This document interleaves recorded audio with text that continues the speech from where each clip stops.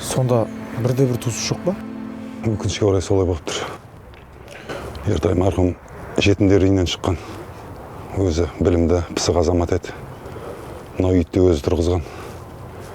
Сол көшеде алғаш қоныстанғандардың ішінде біз едік. Көрші емес бауырдай болып кетіп едік. Кезінде қатты күйзеліске ұшырап, ішіп кеткенінде намазға келуіме де себепші сол Ертай болып еді. Сондықтан Имеке мешіттен шығарайық дегеніміз сондықтан.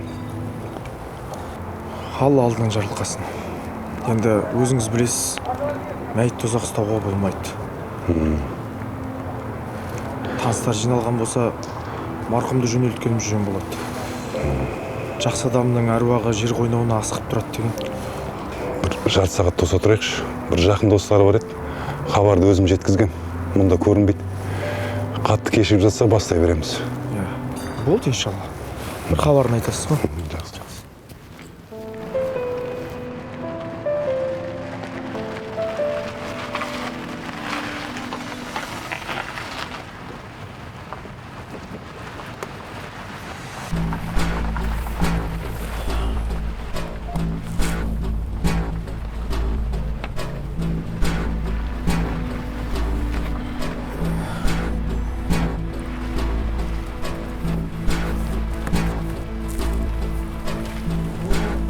Зият? Ассалаумалейкум. Қалай әрекет? Әкен? Қалай жақсы келдіңдер ма жеке?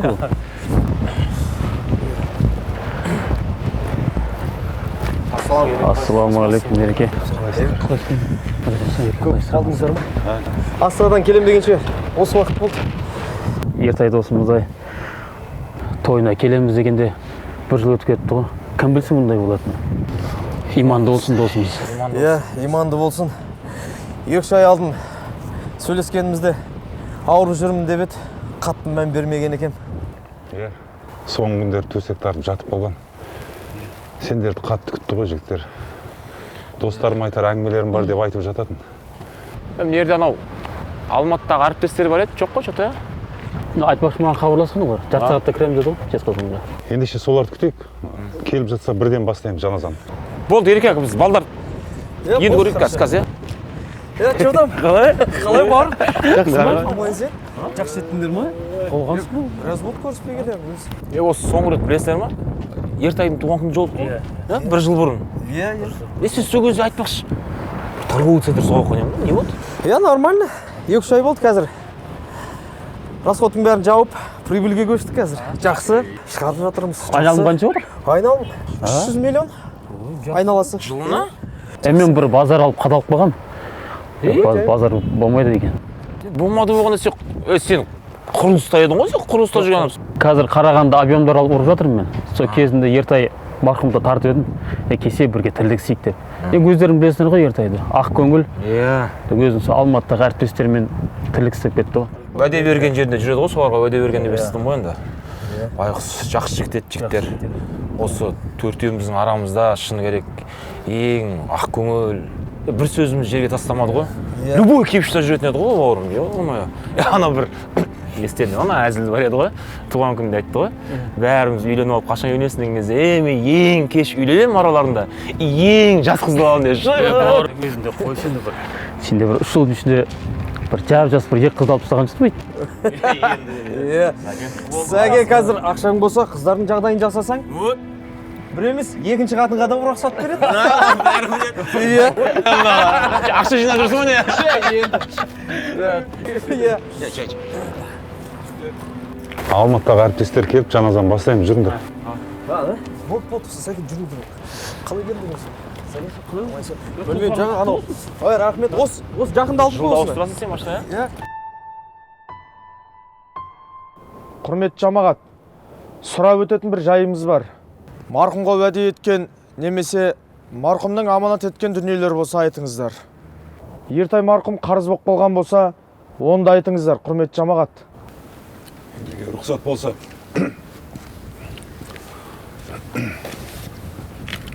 Ағалар, әнілер, бауырлар. Мен Ертайдың Құдай қосқан көршісі едім. осы суық хабарды жеткізген мен болатынмын. Ертайдың біздер мен сіздерден басқа бірге талай істескен, шаруа жасаған таныстары өте көп. Өзі көпшілет. Сол қазір арамызда жоқ бір шымкенттік жігіттер маған кеше хабарласқан болатын. Олардың қаншалықты тығыз байланыста екенін білмедім. Жаназаға үлгермесек те келеміз деді. Ертай жөнінде бір шешілмеген шаруа бар деп айтты. Келген соң түсіндіреміз деді. Енді Ертай бауырымызды жер қойнауына тапсырмай тұрып, бір мәселені шешіп алсақ. Егер Ертай біреуге қарыз болса, сол қарызды достары, таныстары болып, қарызын жапсақ деген ұсыныс айтып тұрған едім.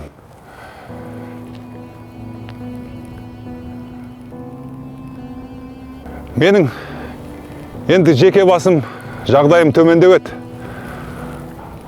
Алайда бауырым болып кеткен адал көршіме аз да болса қарызын жабуға тырысамын. Ендеше Ертай бауырымның қарызын мойнына алатын ең жақын достары бар ма араларыңда?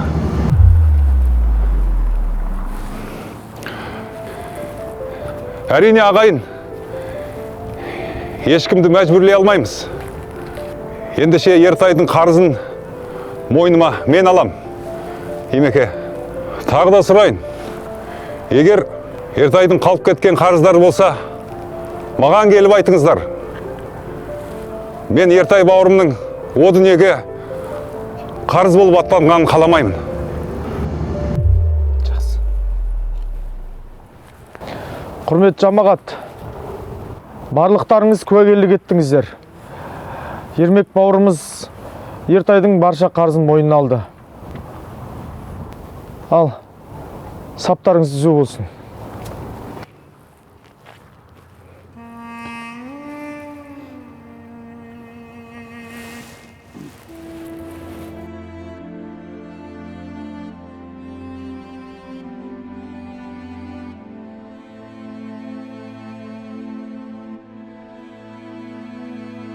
Ендеше Ертайдың қарызын мойныма мен алам, Имеке. Досым, ана көлігіңді бітірдік дейді мотористер. Саған звондаса аламай жатыр дейді. Я бауырым, ақша болмай жатыр, алуға ұялып жатырмын ана мотористіне ше. Досым, мен сен танысың ғой бір. Күте аламайды ше. Досым, айтарын айтам ғой енді. Бірақ енді олар да уақытылы ақшасын алғысы келеді. Сен де ертерек машинаңды бітіріп, жұмысыңа шық деп ойлағам ғой. Онда былай жасайық досым. Сол 700 мың теңгені мен берейін. Ертерек машинаңды ал да, жұмысыңа шық. Қайтару жағын уайымдама. Ақша бірде бар, бірде жоқ досым. Достық деген мәңгілік қой. Уайымдамай. Рахмет бауырым, бүгін машина айдап келем десем онда, красавчиксың ғой сен, красавчиксың. Рахмет бауырым, адыш.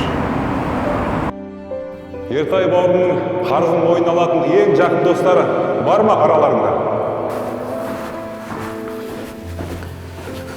Не болды бауырым? Көңіл күйің жоқ қой, бірдеңе уайымдап тұрсың ба?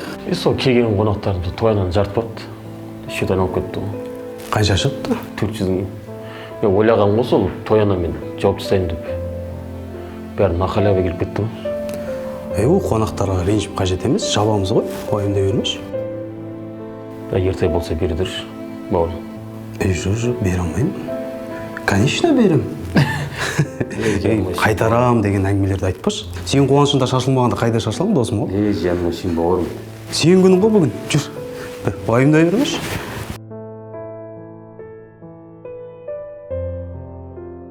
Ертай марқұм қарыз болып қалған болса, оны да айтыңыздар, құрметті жамағат. Ё-моё, братан, просто болмайды да, мына полный есік ауыстыру керек та, братан, құттай қарамайсың ба? Сен просто не правсың да, ГАИ шақырам мен, братан, просто. Қазір, бір минут, қазір, бір минут, қоя тұршы қазір. Тез шешейік, братан. Болды. Істеп берем, ойымдамыш, қоя тұршы қазір. Алло, Ертай, біреудің машинасын соғып алдым мына жерде. Ана өзім күде жұмыстың машинасы еді да, ГАИ шақырам деп тұр ғой, қиындау болып қалады ғой. Зият, сабыр қыш, берші телефонды. Берші телефонды, я. Болды, сөйлесші ма? Кім ол, брат? Сөйлесші. Алло. Не болып отыр? Ой, соғысып қалдық қой, братан, мен Бұл жерде правпын да ГАИ шақырайын деп тұрмын. өздерің қалай амансыңдар ма? Ой, братан, өздеріміз аманбыз ғой, просто мына машина кредитта еді, еще пахандікі білсе өлтіреді мені, брат. Өзіңнің маған істің апар, мен шешіп берем, маған сонда бағанша. Точно төлеп бересің ба, братан? Иә, төлеп берем. Онда өзімді эстома алып барам, әйтеуір ертең телефон алмай шифроваться етіп жүрмеңдер, брат. Жоқ, ойындама бауырым, төлейм. Жақсы онда. Жақсы, брат. Досым шешіп беретін болды. Иә, болды, жақсы. Номерін беріп жүрсең сонда. Мен жазып болмай. Жақсы, болыпты. Болды, жақсы.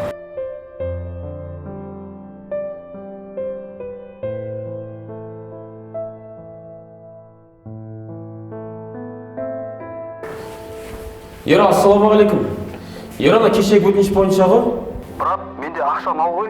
Мешіт жаққа өте аласың ба? Беріп жіберейін. Жұма намазда едім. Болды, Ера, рахмет.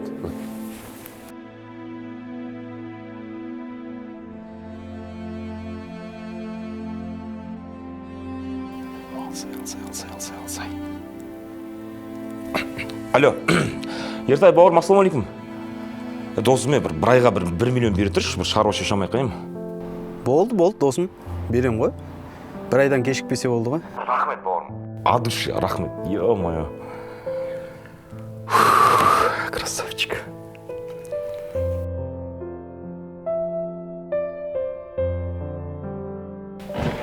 Ассалаумағалейкум. Айтпақшы жігіттер, бағанағы Шымкенттен хабарласқан жігіт міне осы еді. Бақберген танысып қойыңдар. Бақберген, Арман, сәлем. Иманды болсын жігіттер. Амин. Өткенде достармен, әріптестермен бірігіп ас бердік. Ертай өте жақсы азамат. Я Бақберген, Ертай өте жақсы азамат еді. Біз ғой жаман болып тұрған бұл жерде. Арман, тыныштық бар. Ереке, расында келген кезде біз Ертай марқұмның ең жақын бауырларымыз осында тұрған. Ол ешқашанда біздің сөзімізді жерге тастамай, әрдайым қол үшін созып жүретін жігіт еді.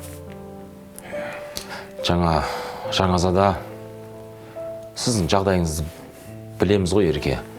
Бірақ дүйім жұрттың алдында жағдайыңызға қарамастан Ертай марқұмның бүкіл қарызын мойныңызға алған кезде біздің басымыз салбырап тұрғанға біз ұялып кетіп тұрмыз. Оның үстінен жаңазадан кейін мен ойлап қарасам, Ертайдың маған жасаған жақсылықтары есіме түсіп, райымнан қайттым. Дәл сол күйде осы достарым да келіп тұр. Сондықтан да Ереке, бауырым Шымкенттен келіп тұр екенсің.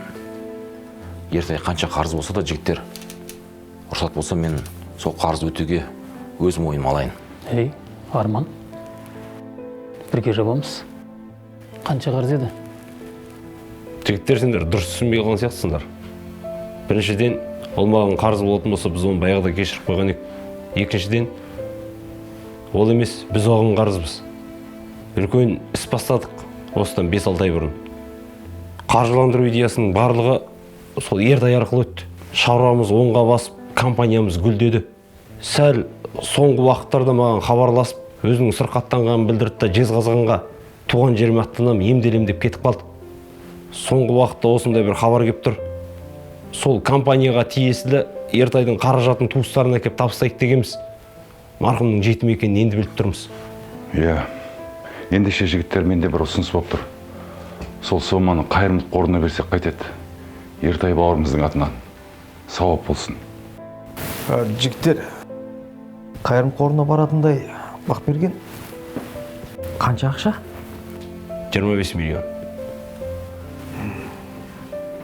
Жігіттер, Ертай бауырымыз ең жақын адам бізге. Сондықтан бұл мәселені, бұл шаруаны біз шешейік. Арман, Сәкен? Жігіттер, Зәлет? Қазір бөлмекке. Сәкен, сөз қылдықшы.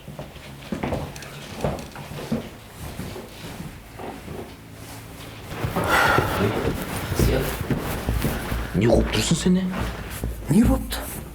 Жігіттер, кім біліп бара жатыр? Қайырым қорға қанша кетіп жатқан? Керегін алып қаламыз ғой. Отчетын? Так, 25 миллион деп жібереміз. Сәкен. Ей, Зият. Ертайдың әр бағын сыйламасына Құдайдан қорқ. Ауызын тағы ашатын болсаң жағында айналдырып жіберем. Сәке, сабыр жігіттер. Короче, Зият. Конкретно сен масың шешілді. Түсіндің ба? Сәкен. Мына шаруамен екеуміз айналысамыз. А сен араласпа. Хорошо. Но жігіттер, как будто ақша жемейтін сияқтысыңдар. Хорошо.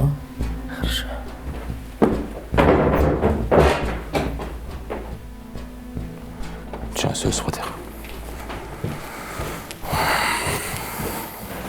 Жігіттер, ренжімесеңіздер, Зият бауырымызды Сәкен екеуміздің ортақ шаруамызбен жұмсап жүрген едік. Біз келісеміз Бақберген. Ойың дұрыс. Ерекең осы қайырымдылық қормен айналысса екен деп біз де тілеп тұрмыз. 25 миллион деп жатсыздар ғой. Мен жеке өз басым атынан, менің компания атынан тура сол 25 миллионды тап қосқым келіп тұр үстінен. Арман, Алла қаласа біргеміз, бірге қосамыз. Машалла жігіттер, өте бауырымды екенсіңдер. Жақсы дос екендерің көрініп тұр. Бәрекелді. Міне, сендердің мына істеріңе қарап жігіттер, Ертай бауырымыздың өмірде қандай азамат болған аңғаруға болады. Рахмет. Арман. Ереке, сізге рахмет. Рахмет Бақберген. Ереке, біз Сәкен екеуміз Жезқазған қаласында мына шаруаны бітірмей кетпейміз. 24-7 кез келген уақытта хабарласыңыздар. Бүгін демеймін енді. Ертеңнен бастап қорға ақша аудару жайында айналысамыз. Хабарда жүрейік, жас күні жолыққанша.